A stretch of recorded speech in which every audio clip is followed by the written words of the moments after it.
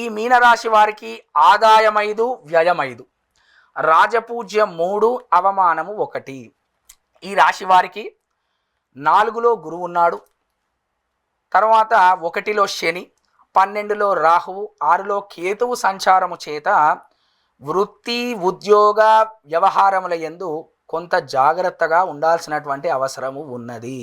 అంటే వీళ్ళు కూడా వెంటనే నిర్ణయాలు తీసుకోకుండా ఆచితూచి నిర్ణయాలు తీసుకుంటూ ముందరికి వెళ్ళాల్సినటువంటి అవసరం ఎంతగానో ఉన్నది. ఊరికే వీళ్ళు సంకల్పం చేసినటువంటి ప్రయత్న కార్యములన్నీ కూడా చెడిపోవడం ద్వారా ఆ కార్యక్రమాలు ఏదైతే వీళ్ళు ప్రారంభం చేశారో అవి మధ్యలో ఆపేసేటువంటి అవకాశం ఉన్నది. కాబట్టి ఎట్టి పరిస్థితుల్లో ఆపకూడదు. అది మంచి పని అయితే ముందరికి తీసుకువెళ్తూ మీరు దాంట్లో కొంత ఉపేక్షగా ఉండి అది కొంత నష్టం కలిగించినా కూడా ముందరికి వెళ్ళాల్సినటువంటి అవసరం ఇక్కడ కనపడతా ఉన్నది. కాబట్టి కొంత ఓర్పు ఎక్కువగా ఉండాలి మీనరాశి వారికి. తర్వాత వివిధ రూపముల చేత ధనలాభము కలుగును. అంటే ఇప్పుడు వీరు ఏదైతే పనులలో ఉన్నారో దాంట్లో నుంచి కాకుండా సెకండ్ ఇన్కమ్ అంటాం కదా, ఆ సెకండ్ ఇన్కమ్ నుంచి ఏది వేసినా కూడా ఇప్పుడు మీరు షేర్ మార్కెట్లో డబ్బులు పెట్టారనుకో, సైడ్ బిజినెస్ లాంటివి, అటువంటి ద్వారా మీకు కొంత లాభం వచ్చేటువంటి అవకాశం ఉన్నది.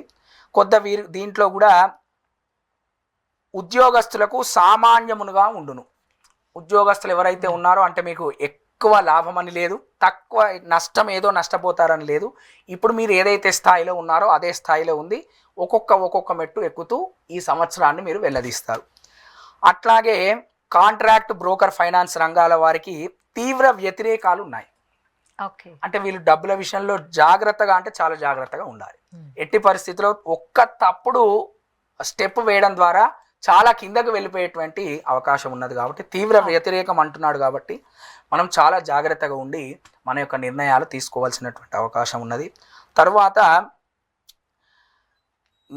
రాజకీయ నాయకులకు ఎవరైతే మీనరాశి వారు ఉన్నారో వాళ్ళకు కూడా గండకాలము. అంటే మీరు చక్కటి స్థానంలో ఉన్నట్లయితే మీ మీద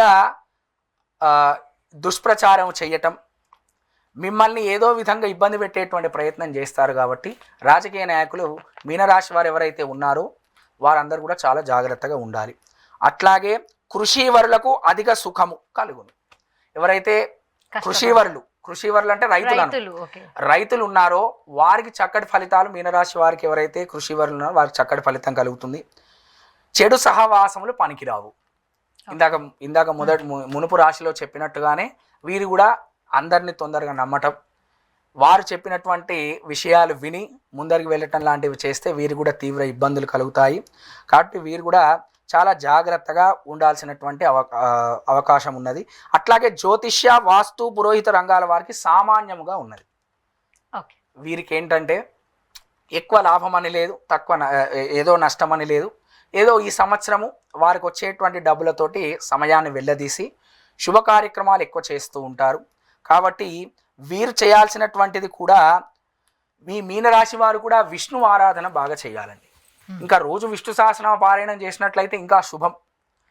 ఈ మీనరాశి వారు కూడా బాగా విష్ణు ఆరాధన చేసి చక్కటి ఫలితాలను పొంది, నేను పూర్వం ఎక్కడెక్కడైతే లాభం ఉన్నదో దాంట్లోనే వెళ్తూ ఎక్కడెక్కడైతే నష్టం ఉన్నదో వాటిని విడిచిపెట్టేసి మీ యొక్క ఈ సంవత్సరాన్ని సుఖాంతం చేయవలసిందిగా కోరుతున్నాం.